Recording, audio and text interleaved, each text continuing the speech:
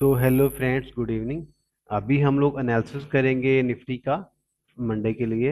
आज संडे है, कल मंडे है।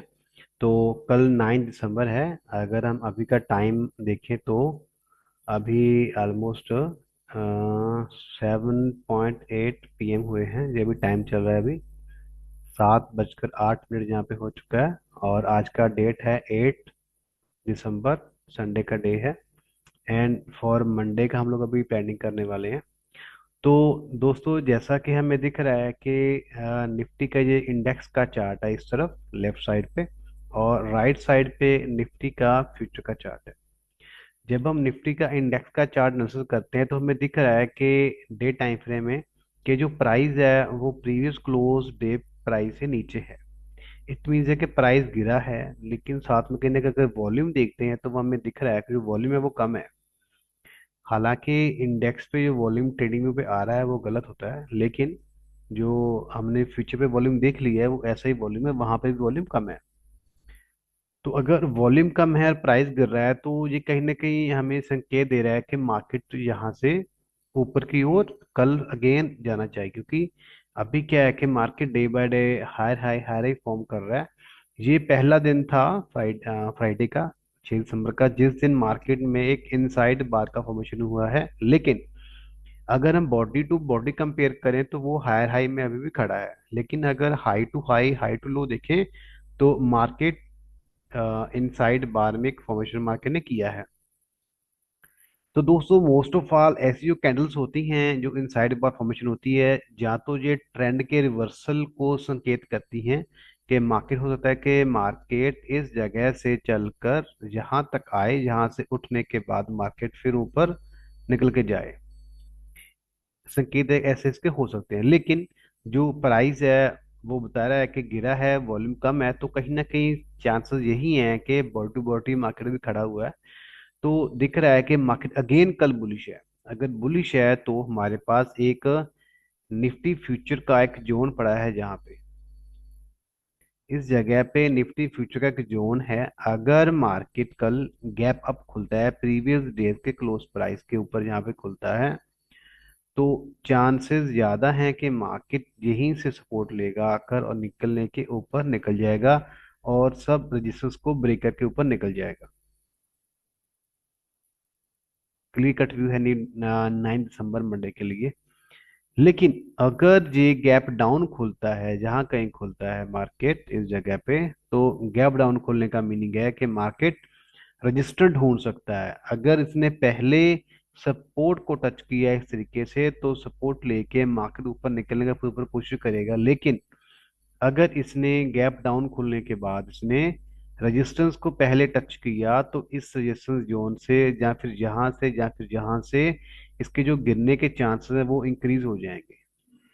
तो ये दोस्तों क्लियर कट मेरा व्यू है निफ्टी के बारे में, और वो कल के बारे में। कल है मंडे, 9 दिसंबर के लिए। तो ठीक है दोस्तों, अभी हम लोग एनालिसिस करेंगे अपना बैंक निफ्टी का। आइए देखते हैं चार्ट्स का।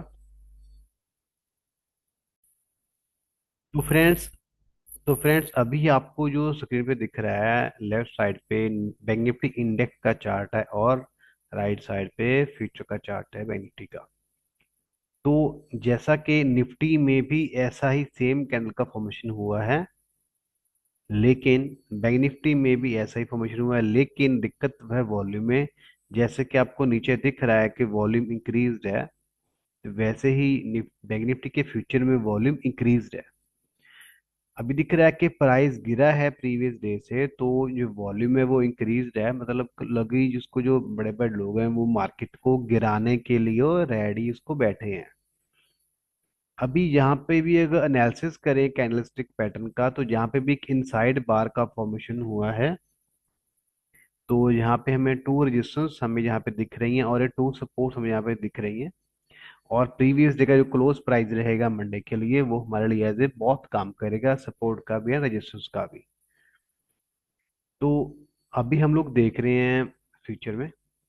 तो अगर सपोज करते हैं कि मार्केट गैप डाउन खुलता है, तो उसका जो सबसे पहले जो हमारा एनालिसिस बनता है बैंक निफ्टी का, वो बनता है गिरने का।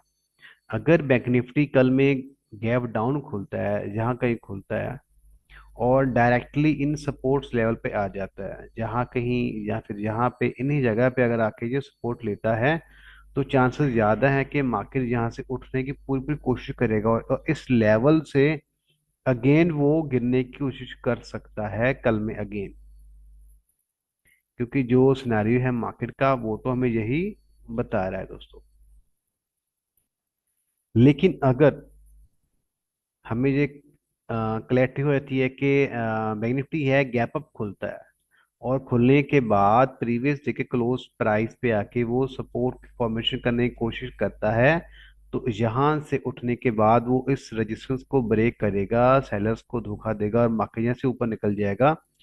ऊपर वो निकलेगा दो तरीके से, इसका पहला फर्स्ट वे होगा कि डायरेक्टली लेवल तोड़ के ऊपर निकल जाएगा, और सेकंड वे में हो सकता है कि ये ऐसे ऊपर जाए फिर वहां पे वापस आए, जहां पे सपोर्ट फॉर्म करे, फिर मार्केट यहाँ से ऊपर निकले। तो दोस्तों ये क्लियर कट व्यू है बैंक निफ्टी के बारे में कल के लिए। तो रेजिस्टेंस पॉइंट तो अभी जहाँ पे हमारे पास दो भी हैं, अगर मार्केट गैप डाउन खुलता है और डायरेक्टली रेजिस्टेंस पॉइंट को टच करता है, वहां पे भी वो एक एम फॉर्मेशन करने के बाद मार्केट को वहां से डायरेक्टली गिरा सकता है यहाँ तक।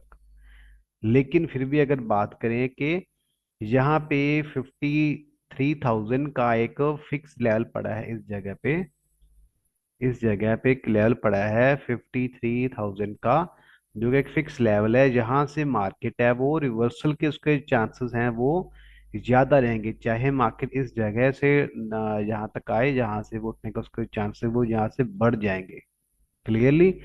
अभी मैं इस लेवल से गिरने की बात क्यों कर रहा हूँ, क्योंकि यहाँ पे भी एक लेवल है 54,000 का, जो कि एक फिक्स लेवल है, जो कि एज ए रेजिस्टेंस वर्क कर सकता है कल के लिए अगेन मार्केट में।